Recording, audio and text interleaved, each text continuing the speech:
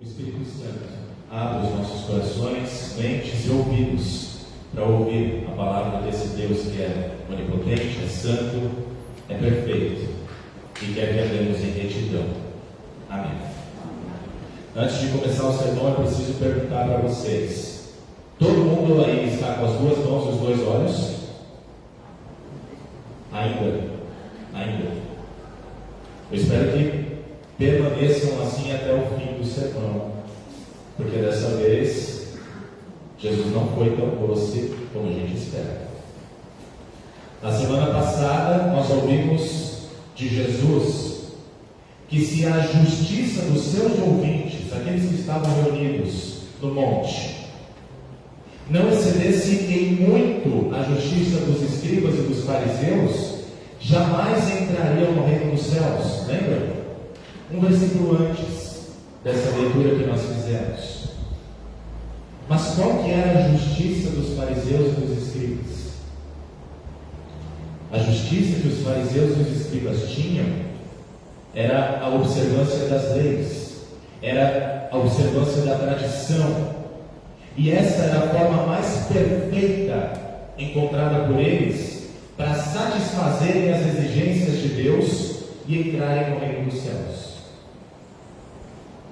Só que a interpretação deles, dos mandamentos, era bem superficial. Deus diz: não matem. Eles diziam: não matamos. Deus diz: não adulterem. Eles diziam: não adulteramos. Deus diz: não jurem. Eles não juravam. Pronto. Isso bastava para ser santo diante de pecadores que matam, que adulteram, que juram. Mas Jesus afirma que isso não é o suficiente. A lei de Deus exige mais do que essa justiça. A sequência do discurso de Jesus é claramente uma forma de mostrar que a justiça humana, por mais perfeita que pareça ser, é deficiente. Vocês ouviram o que foi dito, mas eu lhes digo. Por isso, se gabar dizendo assim: eu nunca matei, eu nunca adulterei, eu nunca jurei. Já ouviram alguém dizer isso? Eu cumpro os mandamentos, nunca mato, nunca adultero, nunca juro. Isso é o mesmo que dizer o seguinte: eu nunca vou sair do inferno e nunca vou entrar no céu. Sabe por quê? Porque para Jesus, olhar para os mandamentos de Deus de maneira superficial gera pessoas superficiais, prepotentes, presunçosas. Agora, olhar para os mandamentos de maneira profunda, como Jesus interpreta, gera pessoas condenadas, gera pessoas necessitadas de socorro. Para aquele que diz: eu nunca matei, Jesus vai fundo na questão. E ele diz que só de a gente ficar irado contra alguém, contra o nosso irmão, ficar com raiva, insultar, xingar outra pessoa, a gente já está sujeito ao inferno. Para aquele que diz: eu nunca adulterei, Jesus diz que só de olhar com intenções impuras para outra pessoa, que não seja o seu cônjuge, nós já pecamos. Para aquele que diz: eu nunca jurei, só de mentir, dizer coisas que não são verdadeiras, enganar outras pessoas, significa dizer que isso vem do maligno, o pai da mentira. Com isso, Jesus está dizendo que não basta não fazer tal coisa. É preciso também não pensar em tais coisas. Conseguem não sentir raiva de alguém? Conseguem não cobiçar o que é do outro? Conseguem não ter pensamentos eróticos, impuros? Conseguem assumir todos os seus compromissos de maneira perfeita, sem falhas? Principal, você consegue assumir que não é capaz de cumprir todo o mandamento de Deus e se salvar por si mesmo? Resumindo, como diz Paulo aos Romanos, não há justo, nenhum sequer. Não, pastor, mas Jesus disse para eu arrancar meu olho ou cortar a minha mão e assim eu vou ser salvo. Então eu vou fazer isso. Vai mesmo, meu querido. Mas e depois? Você vai continuar mutilando o seu corpo até sobrar só a cabeça? E no fim, ser condenado ao inferno em partes? Meus queridos, a consequência de arrancar o olho ou cortar, decepar uma mão que estão inclinados ao mal é um exagero de Jesus, mas que nos faz parar para pensar seriamente na nossa conduta, na forma como nós lidamos com o pecado. Por exemplo, se ter acesso a uma rede social te faz ter raiva de alguém, te leva a querer xingar as pessoas, ou então te leva a querer acessar conteúdos impróprios, conteúdos pornográficos, mude a sua forma de pensar e agir na internet, porque isso está te levando a pecar contra Deus e contra o seu próximo. Nesse sentido, é o mesmo que dizer: corte o mal pela raiz, não necessariamente a mão ou o olho, mas aquilo que te faz levar ao pecado. No entanto, se alguém pensa que por cortar o mal pela raiz, seguindo a lei de Deus e agindo conforme a sua vontade, vai entrar nos céus, eu sinto em me informar, mas o seu destino continuará sendo o inferno de fogo. E agora? Será que a nossa justiça excede em muito a justiça dos fariseus e dos escribas? Ou será que nós estamos condenados com eles? A rigorosa interpretação de Jesus a respeito da lei nos faz gritar por socorro. Jesus, a minha justiça não basta. E sabe como é que ele nos responde? A minha graça te basta. Eu vim para cumprir a lei que te condena. Eu vim para te salvar. Por isso, minha gente, só há uma obra que nos faz entrar no reino dos céus, e essa obra é perfeita. É a obra redentora de Jesus Cristo. Ele foi o único capaz de cumprir de maneira perfeita as exigências da lei de Deus. Mas ele não fez isso para dizer assim: olha para mim, veja como eu sou bom, eu sou apenas um exemplo para você.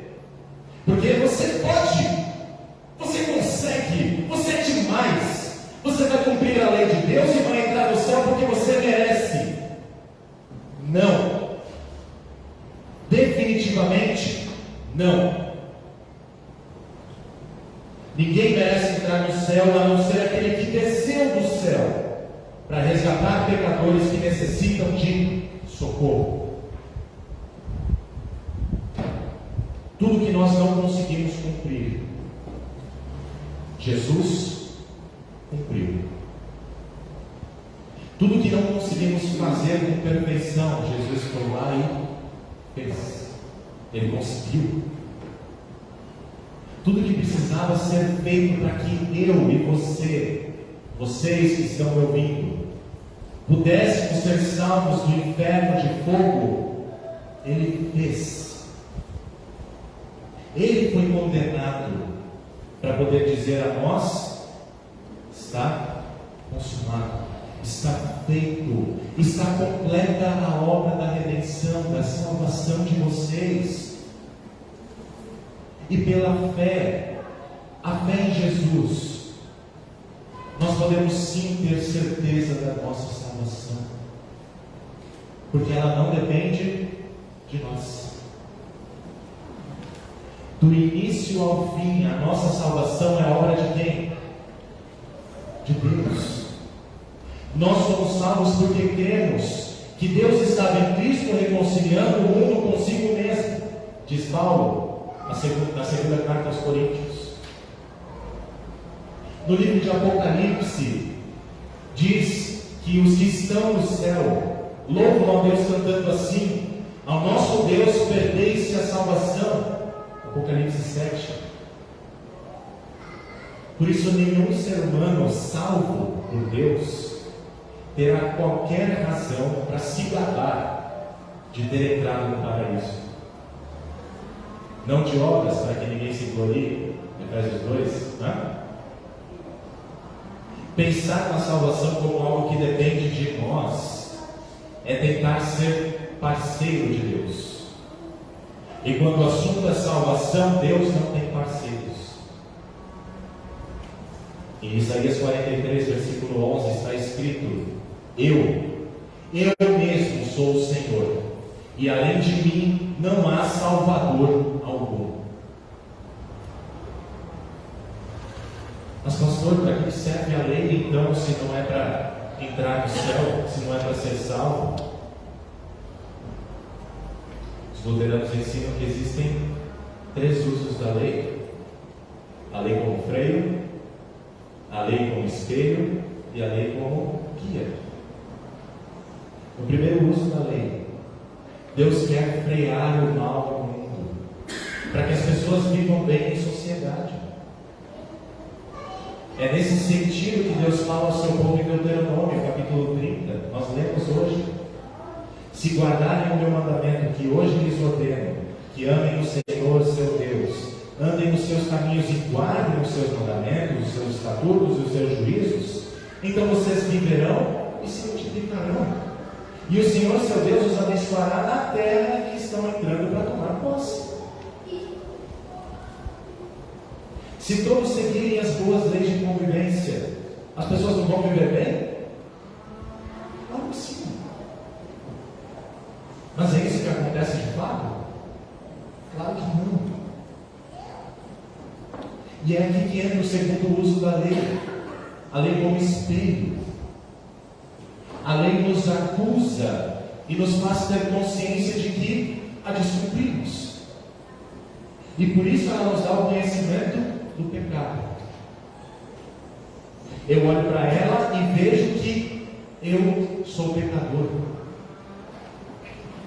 É esse o uso que Jesus está fazendo da lei, por exemplo. Mostrando que para o mal ser freado no mundo, ele primeiro precisa ser freado dentro de mim. Porque todos nós somos maus por natureza. E dentro de nós não há nada que possa resolver este problema. E é por isso que Paulo escreve lá em Romanos capítulo 7: miserável homem que sou, quem me livrará do corpo desta morte?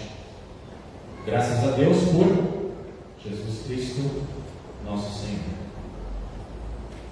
Jesus é o nosso socorro para nos livrar do inferno que nós merecemos. E estando nós unidos a Jesus, libertos do inferno, a lei também tem um terceiro uso. Ela serve de guia para o nosso andar em retidão aqui neste mundo.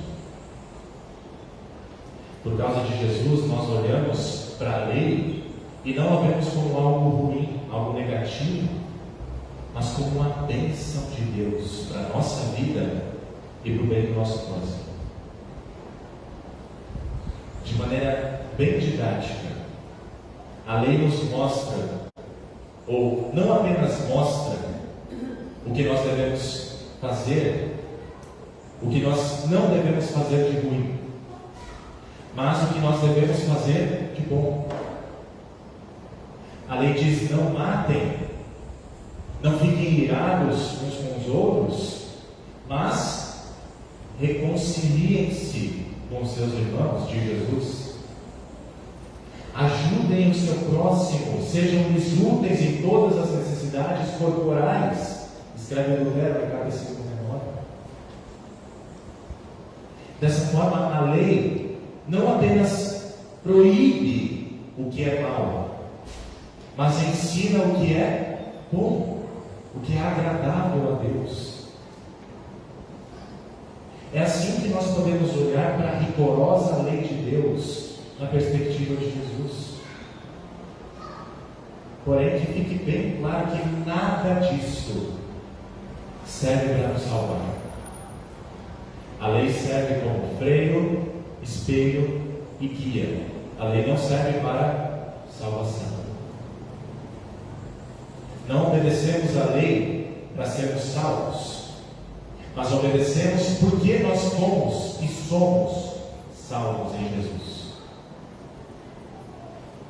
E enquanto nós olharmos para a lei, porque nós precisamos fazer, nós nunca teremos certeza se vamos para o céu ou vamos para o inferno. Mas se nós olharmos para o Evangelho, aquilo que Jesus fez por mim e por você, não tem como duvidar de que nós não iremos para o céu. Se nós ainda temos dúvidas, Jesus nos convida a crer que Ele é o nosso socorro bem presente, nessa vida e na eternidade. Creia no Senhor Jesus e você será salvo. E mais uma vez, para ficar bem claro, a salvação não depende de nós, mas do que Deus em Jesus fez por nós. E se nós quisermos viver bem aqui neste mundo, nós precisamos escolher entre a vida e o bem, e a morte e o mal. Ao escolhermos o bem, nós seremos chamados de cooperadores de Deus, mas não para a nossa salvação. Nós seremos cooperadores de Deus para preservar a ordem neste mundo. E por meio das nossas obras, do nosso falar, do nosso agir, nós mostraremos ao mundo o amor que Deus tem por cada um de nós.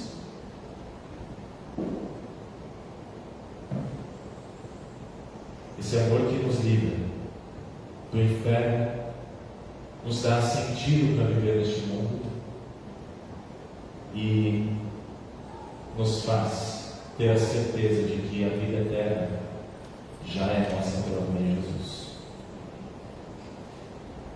Se nós não pregarmos Cristo, muitos se perderão. Portanto, Cristo para todos é a missão de Deus, dada a cada um de nós, os seus instrumentos, cooperadores de Deus na lavoura de Deus, para a edificação do corpo de Cristo. O Espírito Santo nos ajude nessa importante tarefa.